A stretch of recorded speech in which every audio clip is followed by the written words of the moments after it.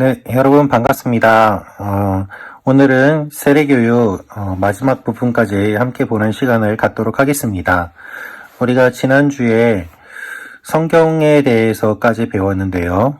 성경은 어떤 책입니까? 라는 부분부터 한번 잠깐 복습하고 들어가도록 하겠습니다. 성경은 우리가 믿고 있는 기독교 신앙의 핵심 진리를 담고 있습니다. 성경은 하나님의 영감에 의해서 인간의 말로 기록된 하나님의 말씀입니다. 여기 이렇게 기록되어 있는데요. 하나님의 영감에 의해서 인간의 말로 기록되어 있다라고 되어 있습니다. 네. 하나님께서 영감을 인간들에게 주셨고, 그리고 인간들이 인간의 말로 기록했다라고 여기 우리가 알면 될 것 같습니다. 하나님께서는 하나님의 마음, 하나님의 또 여러 가지 일들을 성경을 통하여서 우리들에게 알려주셨습니다. 그래서 성경은 우리의 믿음과 생활의 유일한 법칙이 되고 규범이 되는 것입니다. 성경은 어떻게 구성이 되어 있는가? 여러분들께서 성경을 한번 읽을 때에 이렇게 생각을 하면 좋겠는데요. 66권으로 구약 39권, 신약 27권으로 되어 있습니다. 예전에는 각각의 성경이 다 두루마리로 되어 있었지만 그 성경을 묶어서 책으로 만들면서 각각의 두루마리를 묶어가지고 구약과 신약, 그래서 전체 66권으로 되어 있는 성경을 한 권으로 묶어서 우리가 흔히 이야기하고 있는 성경이라고 말을 하고 있는 것이죠. 성경의 내용은 어떤 것인가 하면 구약 성경은 천지 창조에서 예수 그리스도께서 오실 것이다. 그리고 신약 성경은 예수님께서 이미 오셨다. 그리고 다시 오실 것이다. 라고 말씀하고 있습니다. 이 성경은 어떻게 기록되어 있는가 하면 성령에 의해서 기록되었습니다. 성경은 어떤 책입니까에 나와 있죠. 그래서 여러 사람들이 성령의 감동을 받아서 기록했습니다. 한 명이 기록한 것이 아니라 여러 명이 기록했는데 놀라운 사실은 그 기록의 내용이 예수 그리스도를 중심으로 하는 그 내용이라는 것이 동일하다는 거죠. 여러분 다른 종교의 경전과 비교해 보면 이것이 얼마나 놀라운 특징인지 알 수 있습니다. 어떤 종교는 한 사람이 어디 굴이나 사막에 들어가서 혼자 계시를 받아서 썼다고 합니다. 그래서 다른 사람들이 그 내용이 옳은지 그른지 검증조차 할 수 없을 정도로 신성하게 여기며 한 사람이 혼자 계시받은 것을 경전이라고 믿습니다. 또한 어떤 경우에는 여러 사람들이 종교의 창시자가 죽은 이후에 수백 년이 지난 뒤에 그의 사상을 묶어서 경전으로 만드는 일들도 있습니다. 그런데 성경은 놀라운 특징이 있는데 약 40여 명의 저자가 성경을 기록하였는데 그 내용이 예수 그리스도라는 한 분에게 집중하고 있고 그리고 통일성이 있다는 것입니다. 시대도 다르고 지역도 달랐던 그 저자들은 한 분 예수 그리스도께 초점을 맞추었습니다. 이것은 성령이 아니고서는 불가능한 일입니다. 또한 특징이 있는데 예수님께서 돌아가시고 부활하신 그 사건을 기록하였을 때에 신약 성경은 그 사건 이후에 수백 년 이후에 기록된 것이 아니라 그 사건이 일어난 지 얼마 되지 않아서 기록하였다는 것입니다. 따라서 그 사건을 본 사람들이 아직 살아있었고 그 살아있던 사람들이 이 내용이 옳은지 그른지를 검증할 수 있을 정도로 성경은 매우 짧은 시간에 예수님이 돌아가시고 부활하신 그 사건이 일어나고 짧은 시간에 기록되었기 때문에 신뢰성을 충분히 가지고 있는 독특한 책이라고 할 수 있습니다. 그래서 우리는 성경을 중심으로 신앙생활을 하는데요. 성경의 중심 주제는 바로 예수 그리스도이십니다. 그래서 구약 성경의 주제는 오실 메시아가 되시고 신약 성경의 주제는 오신 메시아가 되십니다. 구약 성경은 예수님이 오실 것이다. 신약 성경은 예수님이 오셨다. 그리고 앞으로도 곧 오실 것이다. 라고 말씀하고 있는 것이죠. 자, 그러면 예수님을 중심으로 하고 있는데요. 성경이 주로 가르치는 것은 무엇인가 하면 사람이 하나님을 어떻게 믿어야 되고 하나님을 믿는 사람에게 약속된 복이 무엇이고 하나님이 사람에게 요구하시는 의무가 무엇인지를 가르칩니다. 즉, 우리 신앙생활에 있어서 가장 기본적인 내용들과 또한 규율들을 성경이 이야기하고 있다는 것입니다. 그래서 여러분, 하나님의 뜻을 우리가 알고 싶다라고 흔히들 이야기를 하는데요. 하나님의 뜻을 알고 싶으면 성경을 읽으면 됩니다. 성경에 오랜 시간에 걸쳐서 사람들에게 하나님이 어떤 분인지를 하나님께서는 계속해서 말씀해 오셨기 때문입니다. 성경을 읽지 않고 성경의 내용을 모르는데 하나님의 뜻을 안다고 하는 것은 거짓말입니다. 하나님께서는 이미 하나님의 뜻을 기록된 성경을 통하여서 다 알려주셨습니다. 거기에 그 말씀을 우리가 읽을 때에 성령께서 역사하셔서 그 말씀이 믿어지게 하시고 또한 그 말씀이 새롭게 다가오게 하셔서 예전에 내가 읽었던 말씀이고 아는 말씀인데 그 말씀을 읽을 때에 내 마음에 새롭게 다가오게 하시고 언제나 신선하게 다가오게 하십니다. 이것이 하나님께서 하시는 일입니다. 그래서 성경은 우리에게 어떤 유익을 주는가? 우리를 향한 하나님의 교훈이 무엇인지를 알게 합니다. 그리고 우리가 잘못된 것을 알려주고 책망합니다. 그것을 바르게 세우고 하나님의 뜻대로 교육하는 데 유익을 줍니다. 이렇게 해서 우리가 하나님의 사람으로 살아갈 수 있도록 하는 것이죠. 우리를 하나님의 사람으로 온전하게 하며 모든 선한 일을 행하기에 온전하도록 그렇게 준비시켜 줍니다. 이것이 성경이 가지고 있는 유익입니다. 자, 그러면 이 성경이 여러 이야기들을 담고 있는데 우리가 성경을 읽을 때에 어디서부터 읽어야 될지 잘 모르잖아요. 두껍고요. 그래서 우리가 생각할 수 있는 것은 무엇인가 하면 성경의 핵심이라고 할 수 있는 성구는 무엇일까? 바로 요한복음 3장 16절입니다. 하나님이 세상을 이처럼 사랑하사 독생자를 주셨으니 이는 그를 믿는 자마다 멸망하지 않고 영생을 얻게 하려 하심이라. 여러분, 성경에서 이야기하고 있는 핵심은 구원입니다. 우리를 구원해 주시는 주님의 사랑, 우리를 구원하기 위해서 이 땅에 오신 예수 그리스도. 그래서 하나님께서 예수님을 주신 이유는 세상을 이처럼 사랑하셨기 때문이다 라는 것입니다. 그래서 누구든지 예수님을 믿으면 멸망하지 않게 하신다. 이것이 성경이 우리에게 알려주고 있는 내용입니다. 하나님께서 우리 인간들에게 많은 내용을 말씀하셨고요. 또 그 내용이 성경에 담겨 있는데 성경에서 이야기하고 있는 내용들을 정리하면 하나님이 인간에게 주신 계명이 있는데 두 가지로 요약할 수 있습니다. 그것은 무엇인가 하면 마음과 목숨과 뜻을 다하여 하나님을 사랑하고 내 이웃을 내 자신같이 사랑하라는 것입니다.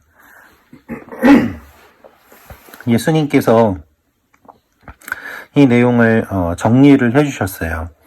성경에 많은 내용이 있는데 이것을 정리하면 어떻게 할 수 있는가? 마음과 목숨과 뜻을 다하여 사랑하고 내 이웃을 내 자신같이 사랑하라. 결국 성경에서의 핵심은 사랑입니다. 하나님 사랑, 이웃 사랑이라는 것이죠. 그래서 우리가 성경을 읽으면 읽을수록 사실은 더 풍성한 사랑의 사람이 되는 것이 하나님께서 원하시는 것입니다. 어떤 사람들은 성경을 10번 읽었다, 100번 읽었다 그렇게 이야기하면서 나는 성경에 다 통달했다라고 이야기하는 사람들이 있는데요. 그것은 잘못된 이야기입니다. 우리는 평생토록 듣고 읽고 배워야만 합니다. 왜냐하면 성경은 날마다 우리에게 새롭게 다가오기 때문입니다. 그래서 우리의 생활을 성경을 통하여 매일 새롭게 해야 하고 힘을 얻어야 되기 때문에 성경을 가까이 하는 일이 계속되어야만 합니다. 여러분, 성경에 대해서 듣는 것과 성경을 듣는 것은 다른 것입니다. 성경을 많이 듣는 여러분들이 되시기를 바랍니다. 성경에 대해서 이야기하면 사실 그 이야기를 하다가 성경의 이야기를 못하게 되는 경우들이 있습니다. 우리가 읽어야 될 것은 하나님의 말씀입니다. 그럴 때에 우리의 영혼이 살아나게 되는 것이죠. 그래서 이 성경을 읽고 배우는 사람들이 성경의 내용, 또 성경에 기록되어 있는 여러 가지 가르침들을 정리해서 우리가 무엇을 믿는지를 정하고 정리하였습니다. 그것이 바로 사도신경입니다. 사도신경은 무엇인가 하면 사도들의 신앙 고백을 정리해 놓은 것입니다. 그래서 우리가 기독교 신앙을 가지고 있을 때에 기독교의 중요한 교리를 요약한 것으로서 기본적인 신앙 고백을 하는 것, 그것이 바로 사도신경이라는 것입니다. 여러분들이 다 사도신경을 외우고 있는 것으로 알고 있는데 아직 다 못 외운 사람이 있다면 이 사도신경을 꼭 외우시기를 바랍니다. 사도신경은 어떤 내용으로 되어 있는가 하면 천지의 창조주 하나님, 그리고 유일하신 아들 예수 그리스도, 즉 창조주 하나님, 그리고 성자 예수님, 그리고 성령이 등장을 합니다. 그리고 예수님께서 어떠한 삶을 사셨는지가 요약되어 있습니다. 성령으로 잉태되어 동정녀 마리아에게서 나오시고 본디오 빌라도에게 고난을 받으시고 못 박혀서 죽으시고 부활하시고 승천하시고 지금 하나님 우편에 계신다. 그리고 다시 재림하신다는 주님께서 이루신 내용들과 앞으로 하실 내용들을 요약해서 기록하고 있습니다. 또한 성부, 성자, 성령과 함께 교회와 또한 죄 용서함을 받는 것과 우리의 부활과 영생에 대한 이야기를 말하고 있습니다. 따라서 사도신경의 내용을 살펴보면 우리의 믿음이 어떠한 믿음인지를 생각해 볼 수 있습니다. 여러분들이 이 성경의 내용들 그리고 사도신경까지 외우심으로 신앙의 기본적인 내용들을 익히신 다음에 주님과 동행하면서 계속해서 믿음 안에서 성장해 가시기를 바랍니다. 우리가 또한 살펴볼 수 있는 것은 바로 가정과 사회에 대한 내용입니다. 하나님께서 만드신 두 가지 모임이 있습니다. 하나는 가정이고 또 하나는 교회입니다. 하나님께서는 세상을 만드시고 가정을 만드셨어요. 아담과 하와가 가정을 이루게 하심으로 인해서 가정을 통해서 하나님의 뜻이 이루어지도록 하셨습니다. 그런데 죄로 인하여 이 가정이 제대로 역할을 하지 못하게 되자 하나님께서는 또 하나의 영적인 가족들을 만들어 주셨는데 그것이 바로 교회입니다. 그래서 가정은 교회 같아야만 하고 교회는 가정 같아야만 하는 것입니다. 우리가 신앙생활을 한다고 할 때에 교회 생활만 해서도 안 되고 또한 가정 생활만 해서도 안 됩니다. 우리가 예수를 믿으면 우리의 가족들 모두 다 예수님을 믿을 수 있도록 함께 기도하고 또한 가족을 사랑하는 것이 하나님께서 원하시는 것입니다.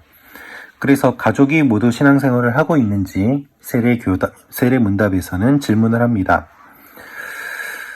우리 그리스도인들은 어떠한 가정을 이루어야 될까요? 그리스도인은 하나님께 예배드리고 부모님을 공경하고 믿음으로 양육하고 또한 부부간에 서로 사랑하고 가정의 화목을 이루며 하나님의 뜻을 따라 사는 가정을 이루어야 합니다. 여러분, 그리스도인은 어떤 가정을 이루어야 되는가? 한마디로 말씀드리면 하나님을 사랑하는 가정, 그리고 이웃을 사랑하는 가정, 가족끼리 서로 사랑하는 가정을 이루어야 함을 이야기하고 있습니다. 여러분들의 가정을 보면 어떤 가정은 슬프게도 사랑이 없는 가정이 있을 수 있습니다. 서로 미워하거나 또한 학대하는 가정이 있을 수도 있습니다. 그것은 하나님께서 매우 슬퍼하시는 일입니다. 우리 부모님 또 할아버지 할머니 나의 조상들이 어떠한 모습을 가지고 있다고 하더라도 나의 때에서는 그것을 하지 않고 하나님께서 원하시는 가정을 만들어 갈 수 있습니다. 나는 저러한 모습들은 담지 말아야지 하는 모습이 있을 수 있습니다. 하나님 앞에서 그것들을 깨어서 기도하며 우리의 가정이 어떠한 가정이 되기를 원하는지 마음속에 품고 지내는 일들이 일어날 때에 하나님께서는 여러분의 가정을 아름답게 세워 가실 것입니다. 그래서 그리스도인의 가정은 믿음의 가정이어야 되는데 그 믿음의 가정은 나 혼자 예수를 믿는 것으로 그치지 않고 계속해서 자녀들에게 이르기까지 그 믿음이 이어져야 됨을 성경은 이야기하고 있습니다. 성경은 교회 학교를 기록하고 있지 않죠. 성경이 기록될 때에는 교회 학교가 없었습니다. 성경은 그러면 어떻게 믿음을 이어가는가? 가정을 통해서 이어감을 이야기하였습니다. 유대인들은 매주 금요일마다 하나님께서 하신 일들을 부모님이 이야기하므로 그 가정의 신앙이 이어지도록 전수해 주었습니다. 그래서 자녀들도 교회 학교에 다니고 믿음을 가질 수 있도록 계속해서 믿음이 흘러가도록 하는 것이 각 가정에서 일어나야만 하는 일인 것이죠. 가정에서 좋은 일이나 어려운 일이 일어날 때 우리가 교회 식구들과 같이 하나님께 감사 예배를 드리며 함께 축하해야 합니다. 예수님을 믿는 가정은 우리 가정만 있는 것이 아니라 예수를 믿는 또 다른 가정들과 한 몸임을 기억해야 합니다. 그래서 어려운 일이 있을 때 함께 기도하고 기쁜 일이 있을 때 함께 즐거워하는 것, 그것이 하나님께서 우리에게 원하시는 가정과 교회의 모습입니다. 따라서 결혼이나 장례 등 어려운 일들이 일어났을 때, 기쁜 일들이 일어났을 때에도 교회의 도움을 받고 성경의 내용에 맞게 모든 일들을 행하는 것이 필요합니다. 슬프게도 크리스찬이라고 하면서도 점을 보는 사람들이 꽤 많다는 통계가 있습니다. 그것은 잘못된 것입니다. 하나님께서는 그것을 기뻐하시지 않습니다. 하나님께서 기뻐하시는 것은 믿음의 자녀들이 서로서로 사랑하고 돕는 것입니다.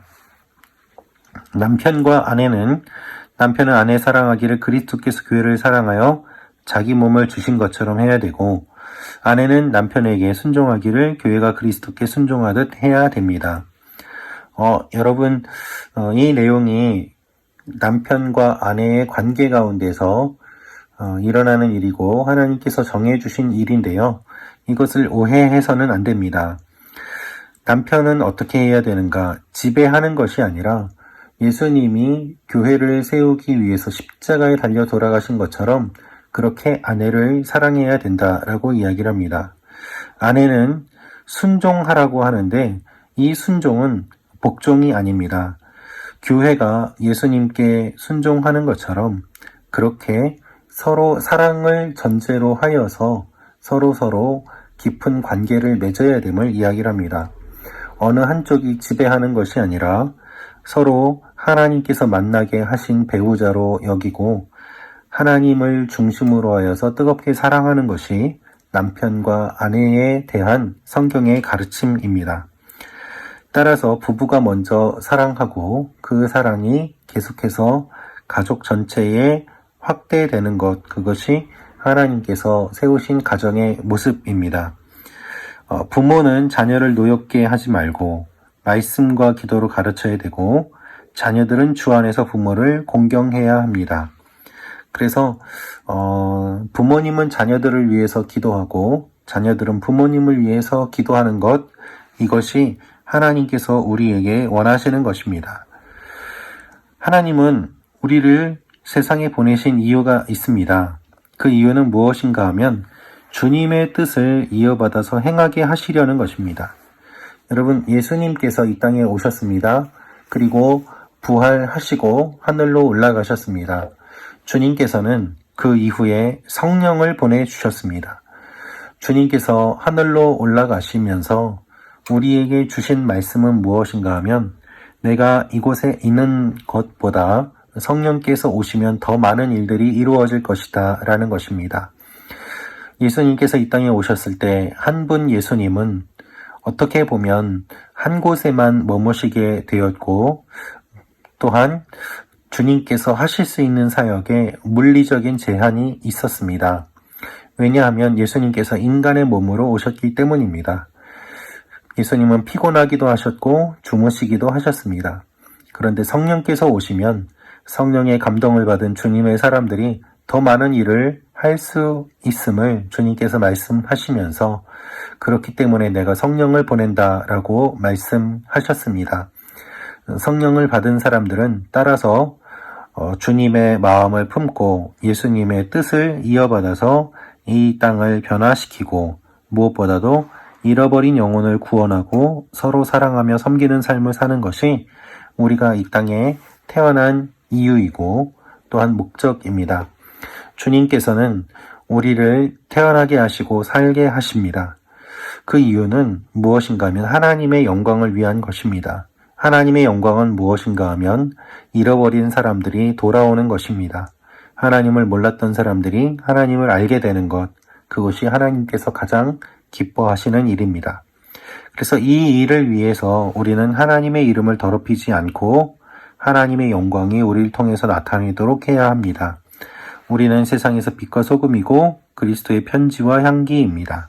그래서 우리가 하나님을 믿는다는 것은 무엇을 의미하는가 하면 한 사람의 신앙인으로서 또한 한 사람의 사회인으로서 책임을 다하고 서로 사랑하고 그리고 인격적인 사람이 된다는 것을 뜻합니다. 여러분, 그리스도인은 몰상식한 사람이 아닙니다. 상식적인 사람입니다. 그런데 그것을 뛰어넘는 초상식이 있습니다. 비상식이 아니라 초상식, 이 세상의 법으로도 감당할 수 없는 사랑의 사람, 선함의 사람, 그와 같은 사람의 모습이 하나님께서 원하시는 그리스도인의 모습인 것입니다. 우리는 결국 어떠한 삶을 살아야 되는가? 이웃을 내 자신처럼 사랑하고 아끼면서 서로 돕고 살아야만 합니다. 그것이 하나님께서 우리에게 원하시는 내용들입니다. 이것이 확대될 때에 나라를 사랑하는 마음을 갖게 되고 또한 나라를 위해서 기도하게 됩니다. 그리스도인은 세상과 분리된 사람이 아닙니다. 그리스도인은 세상 속에서 사는 사람들입니다. 세상 속에서 산다는 것은 이 세상의 것들을 이용하고 이 세상의 것들과 함께 지낸다는 것을 의미합니다. 그래서 우리에게 주어진 기도의 특권을 사용하여서 나라를 위해서 기도하고 또한 국가에 대한 의무를 다하는 것이 우리에게 필요한 것이죠. 또한 나라뿐만 아니라 전 세계를 위해서 우리가 기도해야 합니다. 여러 가지 세계적으로 전쟁의 소식이 들려오고 또한 환경에 어려운 소식들이 들려오기도 합니다. 그러한 내용들을 들으면서 우리는 단순히 마음 아파하는 것이 아니라 그 마음 아파하는 것을 뛰어넘어서 기도할 필요가 있는 것입니다. 우리가 이 사회에서 살아가면서 노동을 하게 되는데요. 노동은 나쁜 것이 아닙니다. 노동은 하나님이 명령하신 신성한 것입니다. 이 노동은 다양하게 나타나죠. 무엇을 만들기도 하고 또한 어떠한 일을 할 때에 다른 사람을 섬기는 일을 하기도 합니다. 그래서 우리의 직업은 여러 가지입니다. 무엇을 만들기도 하고 또 서비스업에 종사하기도 하는 것이지요. 그런데 그 모든 일들은 단순한 우리의 생계를 위해서 필요한 것이 아니라 우리의 자아 실현을 위해서 필요한 것임을 하나님께서는 말씀하십니다. 이를 통해서 수입을 얻는 것만이 아니라 이를 통해서 보람을 얻게 되고 또한 그 일을 통해서 우리가 하나님의 사람으로 세워져 갈 수 있음을 성경은 이야기하고 있습니다. 우리는 노동을 통하여서 하나님의 창조성을 나타내고 하나님의 영광을 나타냅니다. 그래서 그것을 목적으로 삼고 성실히 열심히 일을 할 필요가 있습니다. 성경에서 이야기하는 것은 성실하게, 열심히, 창조적으로, 뛰어나게, 탁월하게 일을 하는 것입니다. 이럴 때에 우리가 건강한 직업관을 갖게 되는데요. 직업은 이웃과 사회에 해악이 되지 않는 한 하나님이 모든 사람에게 주신 소명으로 알고 이를 통해 세상을 향해 하나님의 뜻을 이루도록 해야 합니다. 그래서 여러분이 하는 일들, 이제 여러분들이 하시게 되는 그런 모든 일들이 하나님의 마음에 합한 것들, 하나님이 주신 소명임을 알고 하면은 좋겠다는 생각을 하게 됩니다. 성경이 가르치는 물질관이 있습니다. 물질은 인간이 얻은 것이 아니라 하나님이 주신 것입니다. 그래서 이것을 인정하는 것이 11조와 헌금이 되는 것이죠. 물질은 내 욕심을 채우기 위해서 사용할 것이 아니라 계속해서 흘려보낼 그러한 사명이 있습니다. 많은 부를 이룬 사람들의 이야기를 들어보아도 자신의 배를 채우는 것만이 아니라 많은 사람들한테 흘려보낼 때 오히려 더욱더 풍성하게 되었다라는 이야기들을 많이 듣습니다. 이것이 영적인 원리입니다. 하나님께서 만드신 이 세상에 대해서 우리는 환경에 대해서도 관심을 가져야 됩니다. 왜냐하면 하나님이 만드신 세상을 잘 관리하고 보존할 사명이 우리에게 있기 때문입니다. 특히 자연물을 숭배하고 높이는 것은 인간의 특권을 포기하는 것입니다. 여러분, 자연은 하나님께서 만드신 것이지만 인간보다 못한 존재입니다. 가장 탁월한 존재로 하나님께서 인간을 만들어 주셨기 때문입니다. 그래서 썩어 없어질 동물이나 자연의 형상으로 무엇을 만들어 놓고 예배 드리는 것, 그것은 우상 숭배로서 하나님께서 가장 싫어하십니다.